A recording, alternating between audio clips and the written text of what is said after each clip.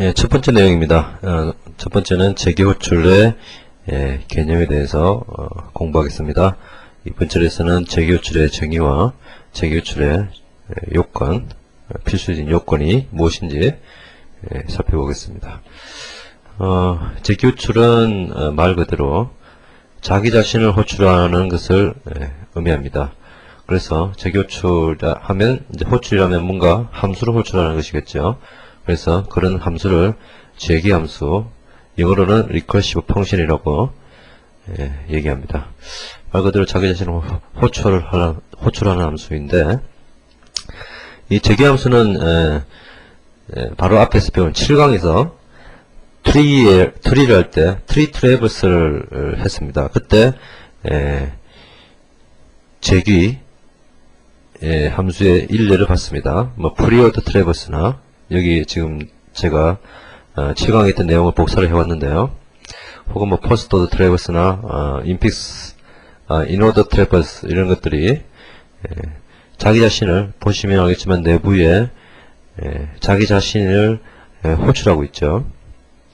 이렇게 자기 자신을 호출하는 이런 함수를 리커시브 펑션이라고 그럽니다. 재기 호출의 주요한 목적은 무엇이냐면 디바이드 앤 컨커라는 전략을 구현하기 위해서입니다.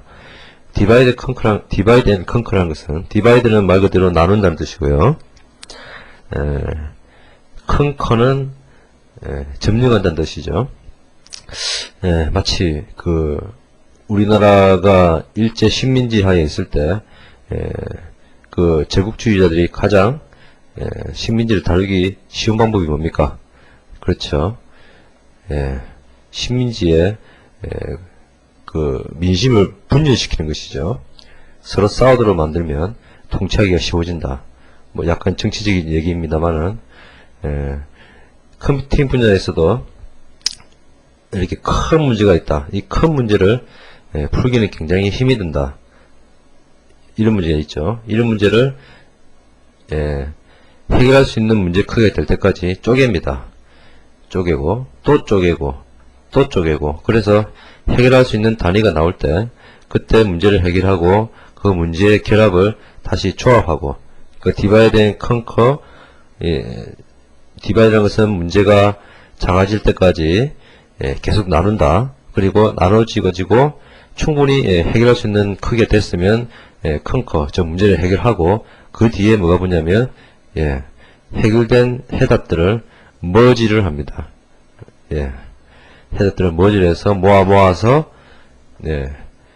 결국 해답을 얻는 이런 전략이죠. 재기호출의 주요한 목적이 바로 디바이드 앤 컨커 전략을 수행하기 위한 것이다 라는 것입니다.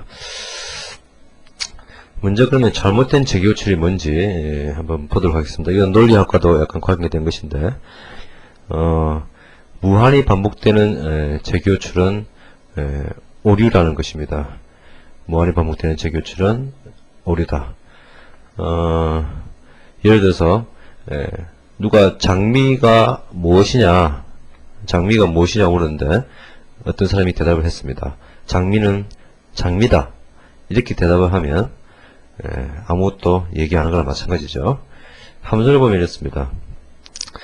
보이드 로즈라는 함수가 있는데, 이 함수 안에 로즈라는 것을 재기호출을 하고 있죠. 근데 이 로즈는 계속 로즈에 들어오면 다시 자기 자신을 호출하고 자기 자신을 호출하고 또 자기 자신을 호출하고 끝이 안 납니다. 이렇게 무한히 반복되는 재기호출은 잘못된 것이다. 또 하나의 유형이 있는데, 누가 철이의 집이 어디냐라고 물었습니다. 그랬더니 이 사람은 철이의 집은 영희의 집의 옆이다, 영희 집 옆이다 라고 대답했습니다. 그러면 영희 집이 어딘지 알면 철이 집이 어딘지 알겠죠. 그래서 그럼 영희 집이 어디냐 라고 물었더니 영희 집은 철이 집 옆이다, 이렇게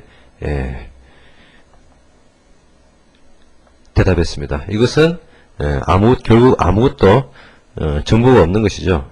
결국 철이 집이 어딘지도 영희 집이 어딘지도 모르는 것입니다. 이런 예가 바로 밑에 있는데요.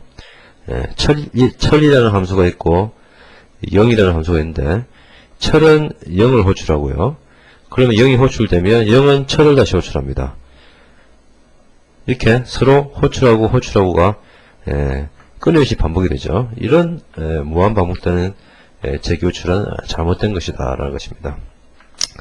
이렇게 무한히 반복되는 재교출은 결국 스택 오버플로우 에러를 유발하게 되는데요. 이것은 이 재교출도 함수를 펑션 콜을 하는 것이죠. 이런 함수 콜은 시스템의 스택을 사용하기 때문입니다.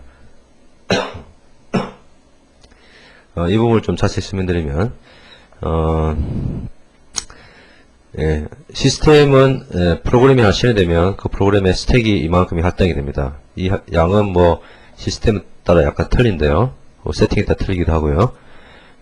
이 스택은 시스템 스택은 누군가가 함수를 호출할 때 함수 호출 인자와 파라미터죠. 인자와 그리고 리터널 주소 그리고 함수 내의 지역 변수 이런 것들이 스택에 저장이 됩니다. 근데 이렇게 스택에 쌓인 사용한 분량은 이 함수 호출이 끝날 때 이 부분이 없어지게 되거든요. 그런데 이 같은 경우 로드 안에 들어서 로즈가 들어오면 함수 호출을 하기 위해서 인자는 없습니다만 리턴값 주소를 스택에 쌓겠죠. 그러면 또 돌아와서 또 다시 자기 자신을 호출하니까 또 리턴값 스택을 또 쌓겠죠. 계속 쌓아가다 보면 스택이라는 게 시스템에서는 스택은 크기 제한이 있습니다. 전에 배열로 구현한 스택과 마찬가지로요. 이렇게 이 크기 제한을 넘어서게 되면 스택 오버플로우 에러가 발생해서 프로그램이 다운되는 현상이 발생하게 되는 것이죠. 실제로 그러면 이런 식으로 해서 다운을 한번 시켜볼까요?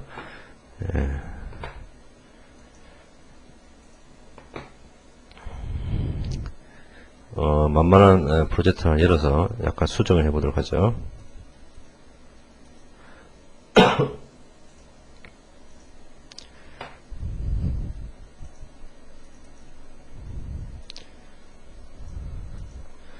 여기다가 피보나치나 프로젝트입니다.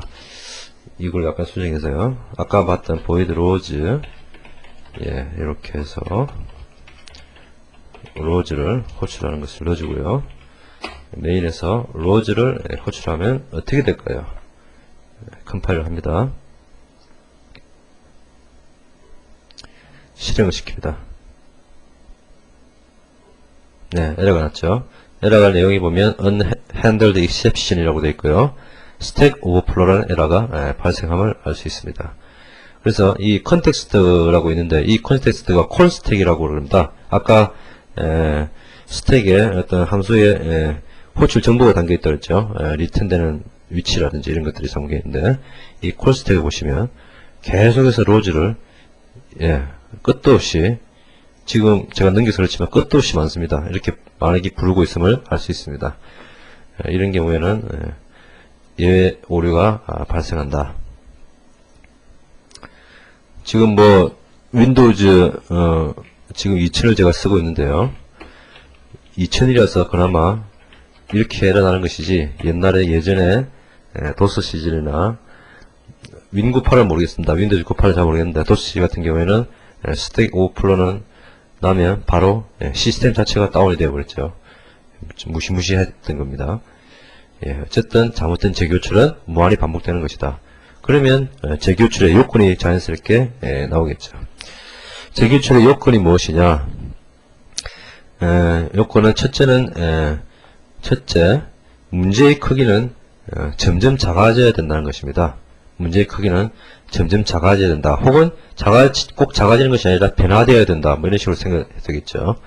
계속 똑같은 걸 호출하는 것이 아니라 계속 변화되고 작아져야 된다. 그리고 재교출이 끝나는 종료 조건이 있어야 한다라는 것입니다. 끝나는 종료 조건이 있어야 된다. 이것은 잠깐 볼까요? 앞에서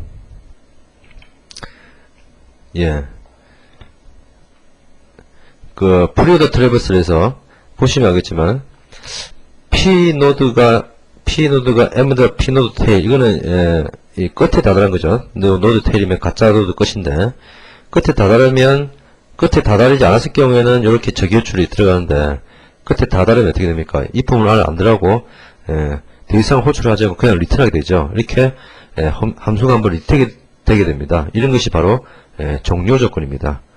그리고 인자로 P노드가 들어왔는데 재기호출을 할 때는 P노드가 다시 넣는 것이 아니라 P노드의 P레프트나 P노드 P라이트처럼 변화를 주죠.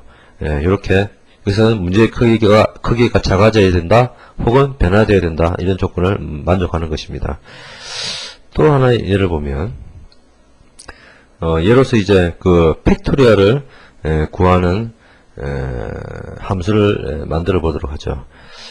팩토리얼이라는 것은 잠시 수학 시간으로 돌아가 보면 이런 것이죠.